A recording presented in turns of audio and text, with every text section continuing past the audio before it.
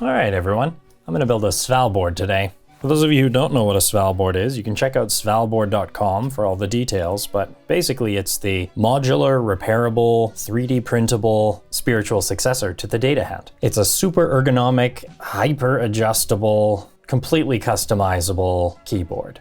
This is the stuff that would be included in a kit with a trackball. I'm also going to be putting together the Trackpoint. There's a few things that you need to do this build. The first one is a capable 3D printer. I have a Prusa MK3S Plus, some medium CA glue. These are super handy as well. These are called parallel pliers. They're made by Knipex, moves in a parallel way instead of like a lever fashion. So it's very easy for several steps, inserting the magnets and what have you. These are great. You're gonna want a small flat blade screwdriver, some 3D printing experience. If you're hesitant about it, try and find one secondhand. That's what I did. If you can't afford a good 3D printer, try out your local makerspace. And usually the people there are extremely helpful and knowledgeable about 3D printing. You're also gonna want a heat set insert kit, or in my case, I'm just gonna use a good old soldering iron. It's also recommended to have a diamond needle file set and any old X-Acto knife.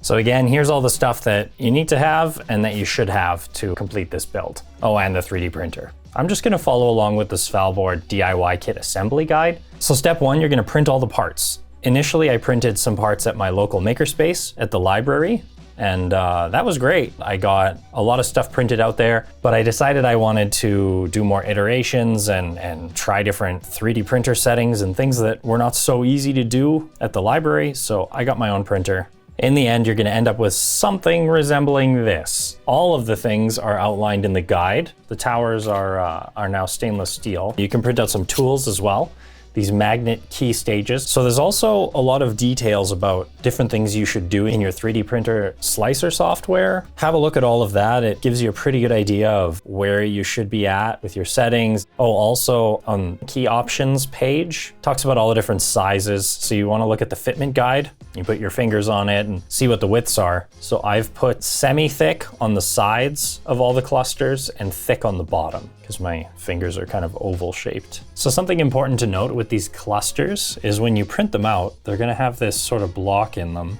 where you're supposed to be putting your center key. And what you do, you take this center key slider and you put it in here in these two little holes like this, okay? And then you push it down on your work surface like this. And you've got a nice clean opening now. We're on to step two. Organize the magnets for assembly. First thing you need to do is figure out which way is north. There we go. So that side is south and that side is north. So I'm gonna mark that. I'll know that that's the north side for the next 2 minutes of my life. The way these stages work is you glue magnets in these little holes on the bottom. Then all you have to do is drop magnets onto here. Then they're in the right orientation. All you do is pick them up with a screwdriver, dip them in glue, put them into your clusters. Glue here. The clusters have the north pole facing out, so we want to have the north side facing up. So I'm going to just dab it, blob of glue on top. I'm going to stick this into this hole. For a few seconds, the glue works pretty darn quick. So now, if I take another magnet, drop it, that now has the north side facing up. And then all I have to do, pick it up with the screwdriver like that, dip it in some glue, and then pop it into a cluster. So let me show you how that works. So here's a cluster. There are 1, 2, 3, 4 holes on the top. And on the bottom, there's a spot right here for another magnet. Put this down on there. Pick it up. That's north side on the screwdriver. So when I push it in, north side will be facing out. I will dab it. And then I'll push it into this hole. And when you take the screwdriver off, you want to slide it like that. You don't want to pull it straight up because you could just pull the magnet straight out. So then you take another one, correct side for clusters. I'm going to do the opposite side here. Now it's also important to try not to get glue all over your cluster. So right now I'm just pushing, holding with the screwdriver, and I'm going to slide it like that. Now I'll take these guys, and what you can do is you basically stick each of the tips into those holes, and then you give it like a final sort of press here. Gently, you don't want to press too hard because you can crack the PLA. Basically, you just want it to be flush with the edges like that. The one thing is, it's a good idea to work pretty quickly because, well, the glue sets really quickly. I'm gonna add a few more magnets to here. I'll stick it to the back side and take that off. Then I need to dip it in the glue and put it in another hole and hold it there. Okay, so now we've got 3 magnets in there. So then you just take 3 magnets. I'll show you another bit of the cluster here. You take it with the screwdriver, dip it, and bring it around here. Push it in, slide off, another one. Dip it in, bring it around here, slide it off. Take your pliers, stick them in there, give it a gentle grip to just get it all the way in there. And then obviously slide your pliers off, flush in the cluster. Now we're gonna do the bottom one in this hole down here. Now you can't use the pliers with this one, so you're gonna wanna get it on your screwdriver and bring it in between these raised bits and push it down really hard. Grab another magnet and we push it in as flush and flatly as possible. Pretty darn flush. So that is a completed cluster. Now let's do a set of keys. We want the south pole facing out. So we know the cluster has the north pole facing out. So we can stick a magnet to the cluster, pick it up, and here, because this side attracted the north, this is now the south pole. So we can just put some glue on here and stick it into the key magnet stage. Here we go, got some glue, plunk it in any old hole. Let's get 4 keys. So I'm just pulling individual pieces off of these sticks of magnets. So here's 4 keys for a cluster. These 2 are going to be the side ones. These are medium-sized ones. This one's a bit thicker, and this one's a bit taller. That's the north key. North, south, east, west, doesn't matter about those. These you can also use the pliers with. I think you basically want to make it so it's completely flush at the adjustment point when it's closed. Okay, so let's go. Keys. So we'll grab a magnet from the key stage. We'll dip it. I'll push it in, give it a second, and I'll slide this off. Whoop. And I will give it a pinch with the pliers. Now make sure that you're not pinching this little flag on the side, because if you are, then your key's not going to work. And that should be 1. Then we do the next one. Now bear in mind when you're pushing these together that there's a small hole at the back of the key as well, which glue can sometimes just come right out of. You probably will get some glue on your hands, but it'll come off someday. Okay, so now we've got 4 keys and 4 magnets. Well, actually we have 5 magnets in the cluster. Let's just see how this works. There's a little hole here that attaches to the towers. So this is the north side of your key. So you're gonna take your big key and stick it. It just clicks right in there. And give it a few of these. Also, when you're inserting it, if it's hard to insert or it feels like it's a little sticky or something, you would take your diamond file and file just the outsides of this key. You do your key, not the cluster. So now we figure out which one of these is thicker. You might be able to tell just by looking here. This is the thicker one. So this is gonna be my south key. I'll just stick it in there. Again, make sure that it clicks. And now these are the same, the east and the west ones. So I'm just gonna put them in, doesn't matter which side. So this is most of a cluster assembled. And again, make sure that everything is returning properly, not catching on anything. So one more thing I wanted to mention that has changed. There's a new experimental key cluster, and this is different than the other. I would just check on the Discord with whatever the most recent one is, but I printed this one off just to sort of get a feel for it. But essentially it's sort of like a J shape, and 1 magnet goes in here. There's no more slider, and the other cluster right now is able to fit the older finger PCBs. So you don't have to change your finger PCB in order to try this design. All that it is you bring this pointed part down through this hole. It just sort of nestles in this little area, and then that's what you get. A nice click, a nice return. This is 0.8, which I think is supposed to be around, I don't know, 20 grams of force. Things are changing so rapidly in the Discord though, so just check in the Discord before you print anything off regarding these, because there might be something new and even more experimental out there. Overall, I like these better, and I believe I will be switching all of my clusters to this when I get the time to do so. Just wanted to let you guys know, all of the stuff I talk about with sliders, that is for a current or soon to be older design. And this is experimental, but I could very well see this becoming the new normal very, very quickly. So enjoy. Now we have to do the center key. So the center key is two parts, top part and the slider. The top part just goes into the slider with these two little holes. Obviously don't do it yet because you got to put the magnets in, and the slider goes in from the bottom and the keycap goes in from the top. The magnet being inserted from the bottom. We actually are going to have to use a cluster magnet. So I've dipped that now. We put this in here, making sure that it's flat. This sort of faceted part with these 45-degree angle edges are going to be pointing to the north side of your cluster. It'll look like this. I would suggest probably removing your other keys to put this in because it's a little trickier. These two fins go into these two holes. You can just sort of line it up and push. Now you could try using the pliers wrench for this. I don't know how good of an idea that is. I think I just broke this. Great. So don't use the pliers wrench. You will break your sliders. Yeah, you see it's broken here. Okay, I'll grab another slider. And then we're just gonna press fit this on. Holes, two prongs. There. That went on a little easier. It might be worth scratching the inside of your center key bottoms to make it a little easier to press fit just with your fingers. So again, I'll put these keys back in like that. And that, my friends, is a completed cluster. You can test everything out. Perfect. All right, let's do a thumb cluster. So this is what a thumb cluster looks like. I'm gonna do a right thumb cluster. We'll do the keys first.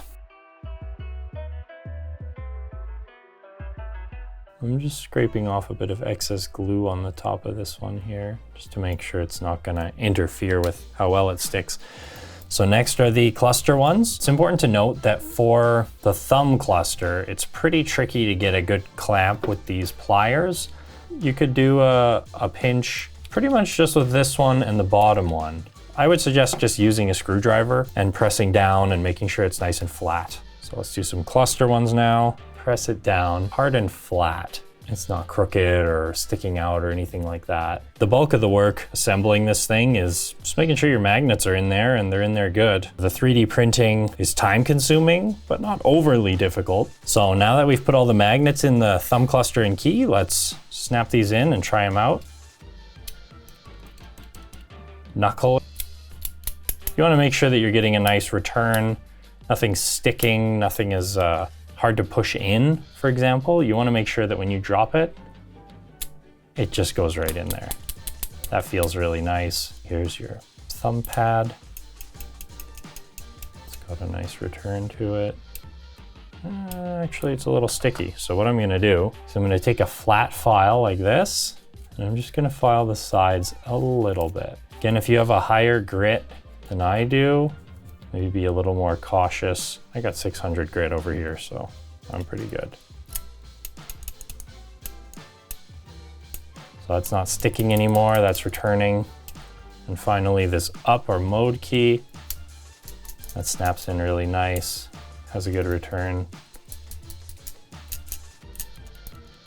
So everything is returning nicely. I've got one completed thumb and one completed finger cluster. For the other thumb, it's just, these are curved the opposite way. This one and this one. All the other keys are symmetrical, so they can go on either side. So I noticed in the Discord that there's actually a trimmed version of the case available now. So I printed that one off and decided to give that one a shot instead. There's only one catch, and you might see that in my hand already. You actually have to trim the PCB itself. So all that I did to do that is place the PCB in here, then draw a line with a Sharpie in the area where it's sticking out. And then I just took some cutters and I just cut along my Sharpie line on each segment and then sanded it down a little bit. Just make sure that you're not cutting the traces, these little circles. As long as you're not cutting that stuff, you are good to trim, and that gives you a little more space for trackball, trackpoint, maybe touchpad in the future. It basically just ends up looking like this. I've got a TC 2.0 AL, it's the left one. There's revision 3 out already, and I think those are already kind of trimmed on the side, just for you to know. If you've got a revision 2 or earlier one, then you can cut this puppy down and put it into the slimmer case. So I use a metallic silver Sharpie to block the key flags and some other bits, just to ensure that the opto interrupters on the PCBs are functioning right. So let me show you how to do that. Here's a key.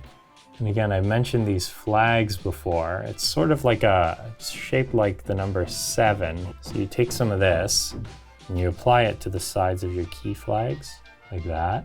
So you basically want to make sure that this flag, since this is all semi-transparent, I just want to put it all around the whole thing. So now I'll do it to the rest of them. So that's what your key flags are going to look like. They're going to have silver metallic Sharpie or something similar on all sides. So you also have to do the center slider. The easiest way to pop this up, to get it out, is to insert a flathead just under here and give it a tiny twist. Really gentle though, you don't want to break these. And then what I like to do is basically color the outside and inside completely. That's a tricky job.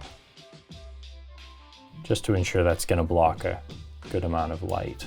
Push that back on, find your thick one, bottom, left, right, up. And same kind of deal with the thumb clusters and flags, is you just want to do the whole sides of them.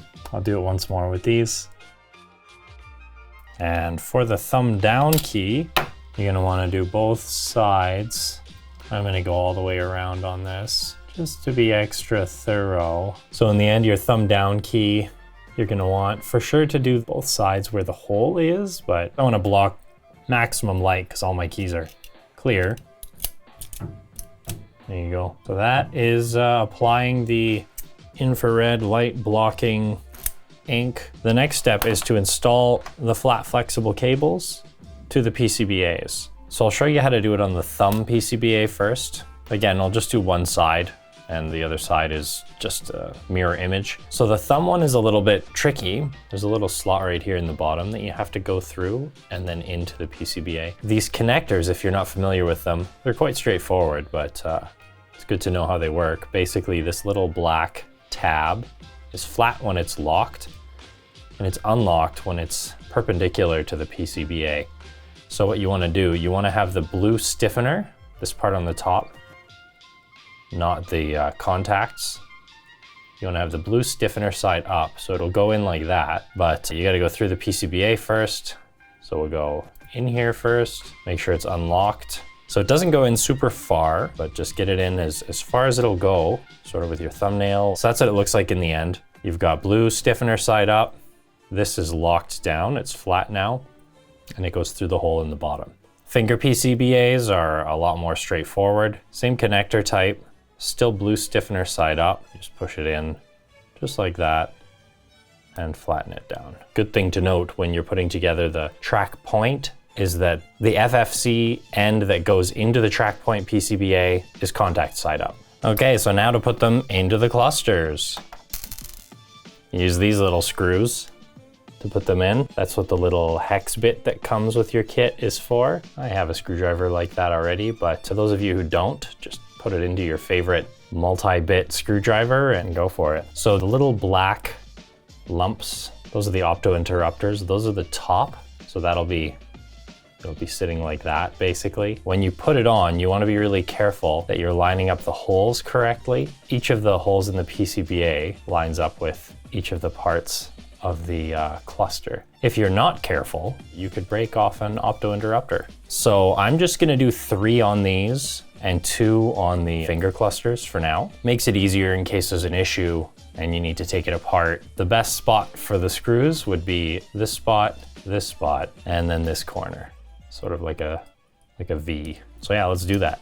And you want to make sure when you're screwing in to note that you are cutting your threads in the cluster, so you don't want to over tighten because basically what'll happen is you'll crack the PLA and then you'll be sad. So just slow and steady, just till it's firm. You don't need to make it super tight. You just need to make it so it's gonna hold and be flush. Those 3 screws are in. Now let's do the finger cluster. Same kind of deal. Opto interrupters are facing up. The one difference with the finger cluster is the FFC sort of folds right at the edge, just tucks right in. It sort of sticks straight out. You want to just pick diagonal screws, at least in the beginning. If you want to put all 4 screws in, absolutely be my guest. For initial assembly, and if you need to do any troubleshooting, it's a lot less of a pain in the butt. That's what it's going to look like in the end. This is the right thumb, so it'll be sitting like this.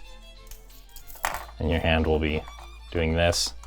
We're gonna install some heat set inserts onto the base and the case. So I'm gonna start with the back case. There's 6 M3 inserts. The ones I've got have 2 sides. A side with little ridges, and then there's a side that does not have little ridges and it's a bit smaller. That's the side you're gonna put in here. And the other one is the side you're gonna have facing up. So I'm just gonna use a soldering iron because I'm a caveman. So I just stick this in the hole, heat it up. As soon as it starts sinking in, I'm just putting very little weight here, not a lot. It's sinking in, it's most of the way in. So I'm lifting it and I'm just gonna push it in with my knife now. Because it's hot, it'll melt through the plastic quite easily, nice and flush. And I'll just do that 4 more times.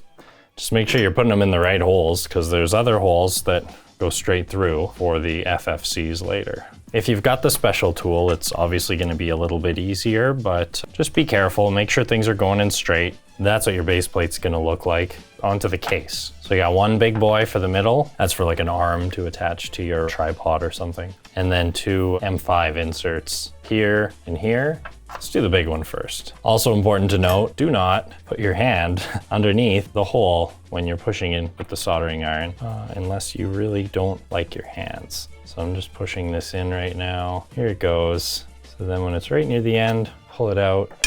This might be a little tougher to do because it's a much bigger one. No, that wasn't very hard. Flush with the bottom. 2 more for this hole and this hole. Yeah, you can see it's the only holes that are completely open. All the other holes are for screws. These inserts, the M5 ones I got, are symmetrical. They don't have like a flanged end and a smaller end, so you just kind of have to cross your fingers with these puppies. Slightly more dangerous to do these ones without the extra little flanged bit. There we go. That is all the heat set inserts for 1/2. Goes together like this. And all these 6 that we've done are for these 6 screw holes.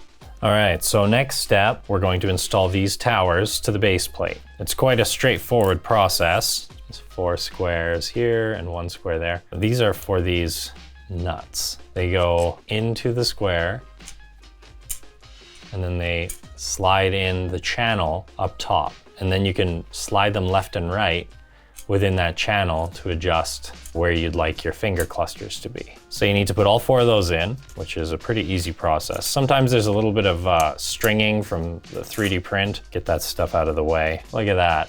Easy peasy. The 3 that are all the same size are for your pinky, your ring finger, and your middle finger. This one's for your index, where the tall side goes up.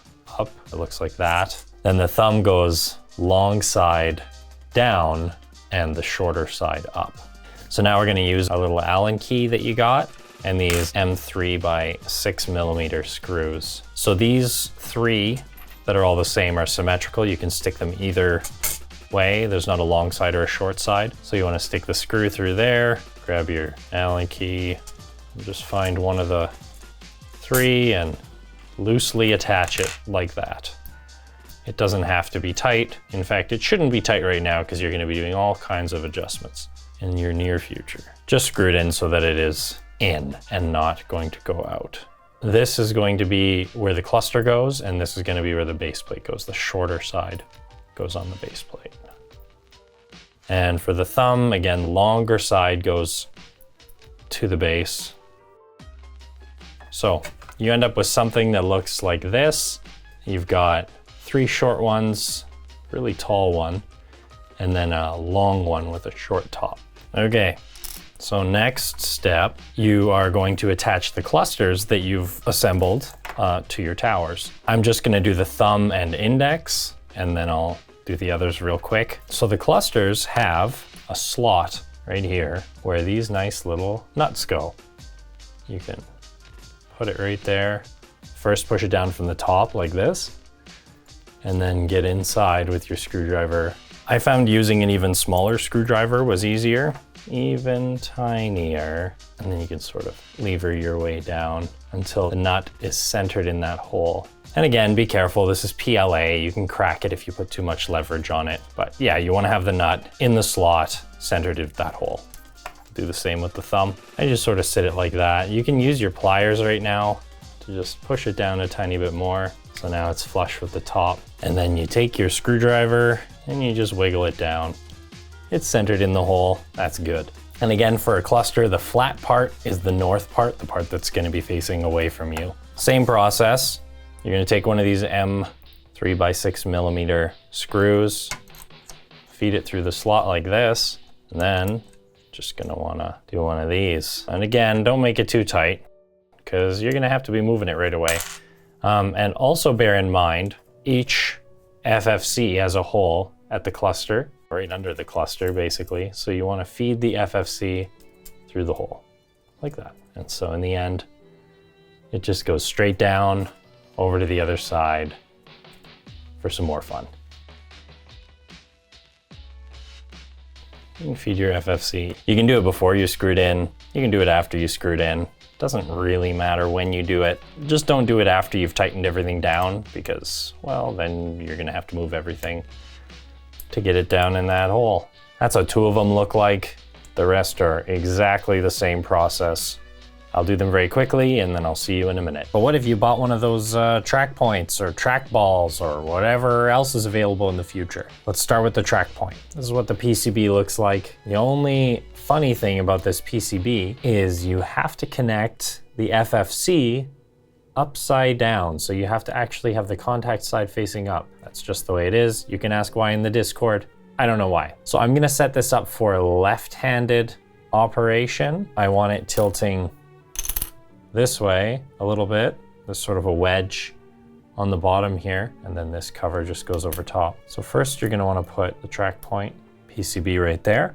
So I'm gonna use some of these M2 PCBA screws. Even if you're gonna use every single screw on every other PCBA, you should have a few extra to plunk into here. I've just added the 3 onto there. I'll test the case to make sure it fits. Fits fine. There's little areas that are hollowed out here to make way for the screws. And then comes the question, do I want to use the black ones or the silver ones on the top? You know, I kind of like the silver ones. I'm going to use those. I would say you probably have enough spare for this. Almost flush there, but close enough for me. The last step for this is to take this little TPU nub that should come included with it. There might be a little bit of stuff you've got to clear out from this hole at the bottom. Mine had a bit of stringing. Hollow that out a little bit and then just push it on. And then you've got yourself a Trackpoint nub. The only other thing you've got to do is use this 3M dual lock, which is super cool. It's like deluxe special Velcro. You don't need a huge chunk on the bottom. I am going to use pliers. Let's see if that works. How do my makeshift scissors work? It's not a straight line, but that's fine. Just take the adhesive off the back, stick it wherever you like on the bottom, reasonably centered. For the Trackball, I just printed this off today. This is a low profile case that is supposed to fit a 38mm ball fitting in there. I've got static bearings that'll go into each of these holes. 3 holes, and then there's sort of a keeper thing on top. The PCB fits with the connector facing down. This will be down when it's sitting on your Svalboard, and you put it in configured so that the connector is facing down. This one, however, has just a normal FFC insertion. So we just do our blue stiffener like that, plunk it in, and then we put in some screws. I'm just gonna do 2 screws here on alternate corners. So as always, go nice and slow. You don't have to over tighten it. When you get this PCB, it'll have the sensor already soldered on. This slider is to connect to the top of the plate, and you just put a screw in there, and then you can configure this any direction that you want. So to glue these bearings in, I'm gonna use this fine applicator tip to apply glue into this hole, and then I'll just sort of drop the bearing in and let it set. These are static bearings, so they're just gonna kind of sit there anyway. Put a few drops in there, and then I'm just gonna drop this static bearing in here, give it a push, let it stew there. We'll do the next one in this little hole, grab another little bearing, put it in the next hole. Oop. So I'll let these puppies cure for a minute. All right, I think that's probably long enough. Wish me luck. So 38 millimeters. It's a little bit of clearance at the bottom there. You can see a little gap of light. Everything's sliding like it should. Nice. I'll put this on my right hand and I'll put the track point on my left hand. Route cables through base plates. So you've got all these cables now. This is what you're gonna look like on top. Got all the towers and the cables just hang down through each of these holes. So to route these, you're gonna wanna have the contact side, the metal contact side facing up. And you can fold these cables any which way you'd like. Just don't cut them or tear them, but they're pretty darn sturdy. So I'm just gonna flip all of these. There's a little sort of twist in each of them. You can sort of see that. Get them through these slots.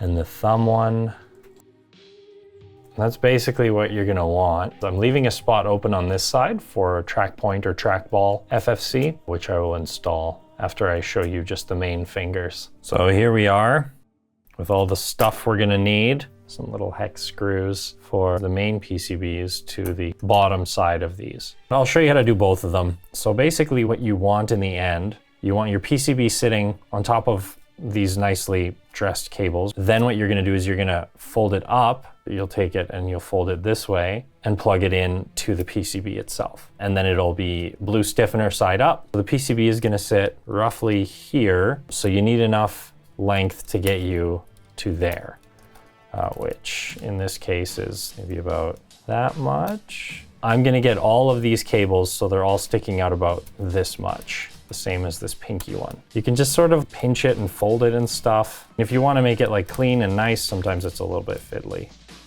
That's going to be the shape of the day apparently. Like this, and fold over again. So here's my nice little spaghetti mess. It should all flatten and fold quite nicely when I put it where it needs to be. We also have to do the track ball. You need to put the nut in this hole, tap it a little to get it sort of in the middle, and then using one of these 6mm M3 screws. There we go, and that seems to be reasonably stable. Wiggles a little, but I think with a ball in there, that's not going anywhere. So I'm just gonna use the same hole that I'm using for the index finger. I've just twisted it to the side for a moment because the track point spot on the PCB is this final spot. So we will put it in the final slot like so, and there's not really that much slack, so I'm not even gonna fold it or anything. So we've got all the cables. They look like this. Good enough. Take your PCB and you sort of plunk it down on top. You can re-lengthen these things to where you want them to be. So I've got a bunch of these threaded screws now. I only need 4 per side, but I'm gonna screw that in first so that this isn't flapping about everywhere. And I'm not gonna screw it in really tight just yet because I wanna be able to slide these cables around for the time being. I'll just do 2 screws at the top. First thing I'll do is I'll lift all of these connection points, and then first the pinky, push it in, pinky's in. Then we do the ring, ring is in, middle finger, push that puppy in too. We'll get index in there. And on this end, everything is blue stiffener side up. Apologies for the focus issues. I'm trying to both focus and focus. So now I'm just gonna sort of tuck these little dudes in a little bit so that they're all more or less the same length. Oh, and look at this. Look through this hole. What do you see? Surprise, you're gonna destroy a cable. So pay attention to what you're doing. Make sure that these holes are clear before screwing into them. Otherwise you will be screwed in a different kind of way. I'm gonna double check the hole Hole looks good. Stay good hole. I'm not over tightening here. I'm going pretty loose. I'm just clearing this hole, making sure it's good. Here comes the next one. So now I'll tighten these ones as well. That's tight. That's on there. Would you look at that? It's a half a Svalboard. Okay, let's do the left hand. So let's first figure out the hole that the track point's coming out of. It's right here. Trackpoint FFC in the ring finger hole. That way, when we're routing it later, it's easy. So the side with the track point always needs to have these little guys. Yours may or may not have them because maybe you've got a newer revision than I do. I got a 2B, but I think we're on to 3 and maybe 4, who knows. We're on to bigger numbers. When I put this here, notice it's not the correct order anymore of where these things go. So we have to set up pinky, ring, middle, index, thumb, and track point. So first is pinky over here. And remember, you want to have the contacts facing up. So I'm going to put pinky through this one. Then we have ring, which of course is also a track point. Then middle, stood around and put it through here. Index, we'll try and get this guy underneath. Looks a little cleaner. Then we've got thumb. So thumb has to go across everything like that. And then this is the track point, put it under here. So now this is the correct order. Now all we need to do is fold them nice-ish so that they have a place to go when we're putting them all together. Same deal, PCB goes on top. Also same deal, don't put holes in your cables. This is how the left side should look when you're all said and done with your cable management. Make sure you check your holes before you screw them in so that you don't make big holes in things you don't want holes in. All right, next step. We're going to attach the carriers to the base plates. So on each carrier, there's 2 slots, and on the base plate, there's 1. You want to put 2 of these nuts into these holes and then screw them in. That's it. This goes in like this. Give it a little tap. So this still uses washers. I've got older carriers, but the new ones are designed so that you don't need washers. But just put a washer on this M3 10mm screw, and then into the hole we go, just like that. I'll tap this one down. Another M3 10mm and a washer. Now that these 2 things are screwed in, I've not got it super tight right now. You can slide this in whichever position you want, wherever you want your palms to sit. Let's do the other side. So there we go. Left and right side. Palmrest carrier done. Next step is we're attaching these palm rests to the carriers. I have printed off truncated palm rests, so they're actually shorter here. The normal palm rests extend out maybe another couple centimeters or so. I sort of tested it out and messed about a little bit, and it was just pushing too hard, like right into where my knuckles start here. You're gonna use these same thread cutting screws, these little M2s, and basically on the sides of each of these carriers, there's little holes. So if you wanna have your palm rest higher, lower, whatever, you can screw it into these holes. And I'm just gonna put 1 screw in the outsides of each one once I get the legs in. So all you do, I mean, there's 4 legs, 4 holes, pretty straightforward. You just put it in there. Make sure that it's sitting all the way down. After your print, you might have some little threads or bits left over from the print. You might need to sand down the legs of your palm rests slightly in order to fit completely flush into these holes. Here I go, putting these in. I'm gonna put it in the lowest one because, well, it's going to the bottom, so I guess I may as well. You want to go in just so that it's touching. You'll feel when it starts to hit some resistance. Basically, your screws are going to be sticking out a little bit on the side. Yeah, see, that already feels fine. And you can sort of try lifting it to see if any of the legs are coming up. And generally, they shouldn't. If they are screwed in tight enough. There we go. So now all 4 of these are in. Let's do the left half. All right, I've put both palm rests into the carriers. They're sitting on the base plates. What's next? Hello from the future. So when I originally recorded this, I neglected to include the step about flashing the MCUs and also testing the Svalboard itself. I included the full assembly, but I neglected to include that part. Here's me adding it in now. As you can see, I have now switched to using dual trackballs. That's about the only major change on my Sval since I recorded the original video. So let me show you how to do that. You're going to want the newest firmware, of course. You can find the firmware in the Svalboard manual, which is linked in the self-print guide as well. This brings you to the manual. Down in the manual, you'll want to look for how to choose firmware, and that will bring you to this website. So as of recording, the newest firmware is from June 13th. If you're using trackballs, you'll need to figure out which sensor yours is using or which chip is on it. You can usually just look at the chip and it will say right on it. If you are not sure or can't figure it out, you're welcome to ask in the Discord, and based on when you purchased it, I'm sure it can be determined which trackball you have. So depending on what you're using, if you're using a Trackpoint, for example, on the left or right side, you would download the matching firmware for the left or right side. Same for trackballs, depending on which sensor you have, it'll be 3360 or 3389, and you would just download those. If you have no pointing devices, you would just use Svalboard left vial, Svalboard right vial. Once you have the correct firmware downloaded for each side of your Svalboard, all that you need to do is lift up your Svalboard, and there's two buttons on the bottom. There's reset and there's boot. You'll want to hold down the boot button when your USB cable is plugged in to your computer. Hold down the boot button and connect to your Svalboard. Then what should pop up is this window here. You would navigate to where your firmware was downloaded and then just literally drag and drop it into here. And all that will do is flash the newest firmware on whatever half you have plugged in. It will automatically restart the Svalboard at that point. Once you flash the correct firmware for each side, you're ready to plug in your Svalboard and test it out. So let's try that out. There's a second port on the front of your Svalboard with the letter S on it. Now that letter is what you connect each split side to.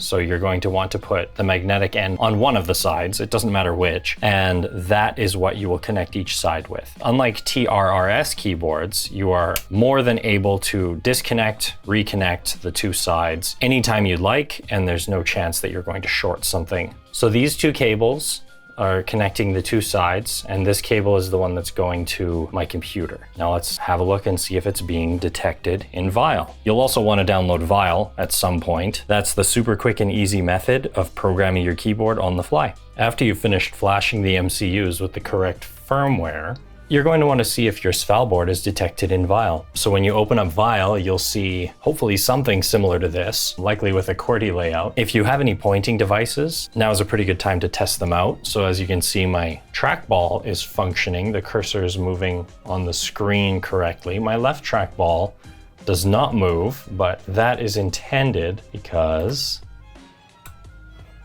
I use it as a scroll ball. So you can see here, I'm scrolling down, the left ball is what causes that to scroll, and I can move the cursor around at the same time with my other finger. It's really a super convenient way to use pointing devices. I like it quite a lot. Another good thing to check in Vial is this matrix tester here. Now you can see if I push any of the keys, they light up. And if you're having issues with detections of any sort, this is going to be the first place to check for any issues.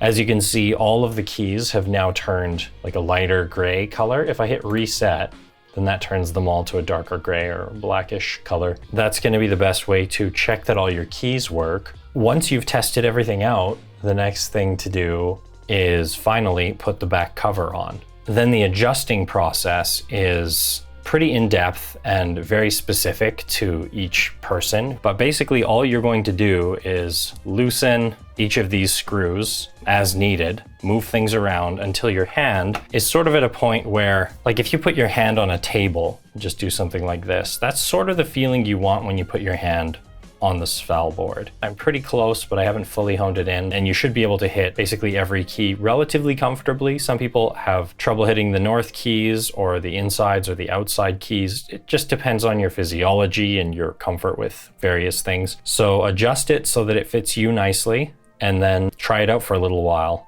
And if it's not fitting you nicely, then make some additional adjustments and continue adjusting until you're happy. We're gonna screw this in now.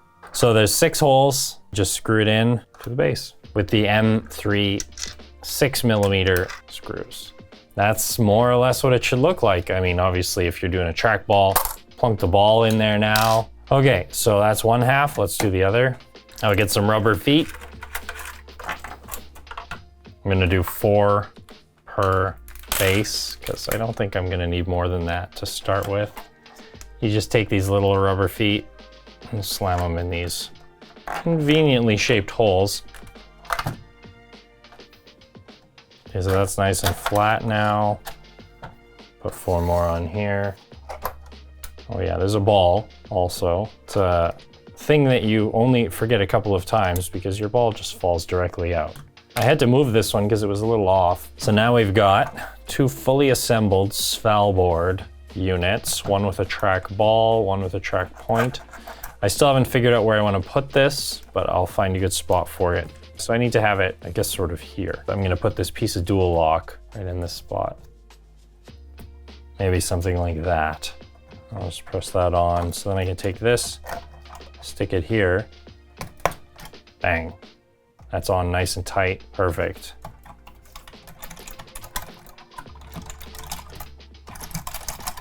Oh, it feels nice. Once your keyboard's working and you've made all the adjustments, enjoy the learning process. It really isn't that tough if you are already accustomed to a split board and if you are used to touch typing. You definitely have to quiet your fingers down a little bit from the usual sort of wandering that they might do. I will be doing a proper typing test with good audio after this video. Right now, I just want to show you guys how to make it so you can get this in your hands and you can get started with your own assembling journey. I hope that this has been helpful for you guys. If you have any questions about anything, ask in the comments, but honestly, just ask in the Discord because the Discord is full of so many helpful people who are more than willing to answer any of your questions more than sufficiently. I look forward to seeing what you guys think of this, and hopefully more people can get Svalboards in their hands so they can realize how comfortable and how wonderful this thing really is. We'll see you guys in the next video.